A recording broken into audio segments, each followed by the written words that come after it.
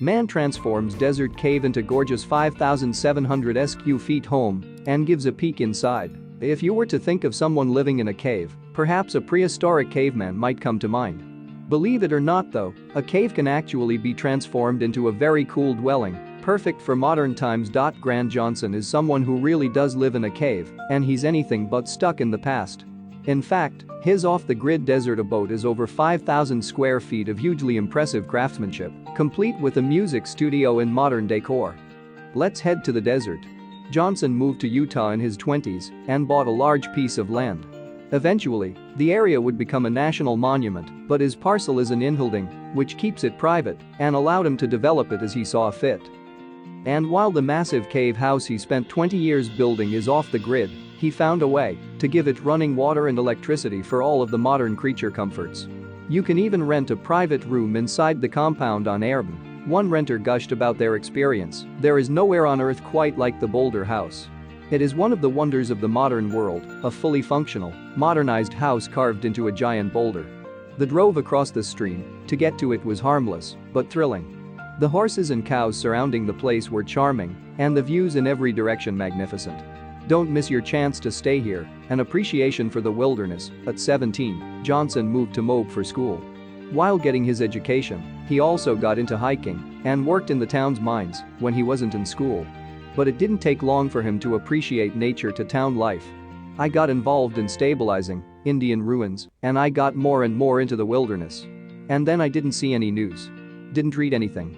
I completely got away from it," he told Tiny House Giant Journey. He decided to try an off-the-grid lifestyle and find a spot in the canyons to irrigate and grow his own food.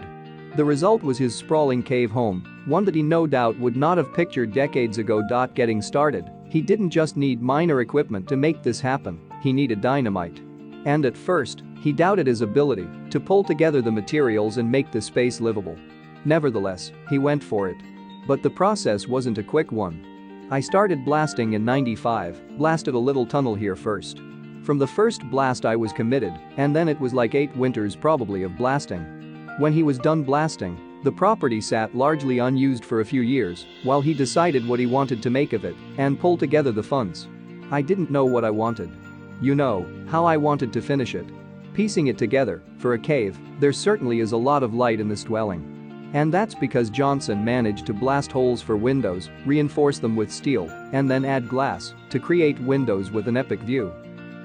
Of course, if one is going to live truly off the grid, power, food, and water are pretty big factors, but Johnson found a way to make it work in the desert. "I planted the orchard right away. And we had a water wheel, big 22-foot in diameter water wheel that ran the pump. We put in about 6,500 feet of pipeline from the pond that ran the water wheel because I always knew if we could afford to do it, we'd have gravity flow because we're a mile below the pond, so I just plugged into it and put a turbine. Of course, if you want meat as well as vegetables in your diet, you have to set up a mini ecosystem rather than a simple garden. The biggest crop is tomatoes and peppers and corn potatoes, lots of garlic, but then, you know, all sorts of little stuff, greens and carrots and beets. I love bacon, sausage, and that pork. So to raise pigs, we have to have a cow that's milking because the pigs eat the milk. Otherwise, it's not worth it. You know, it costs so much to feed them. So we'd feed them milk. You know, you have to get the milk cow bred, and then you have to milk it. And then you have to have a way to feed the milk cows.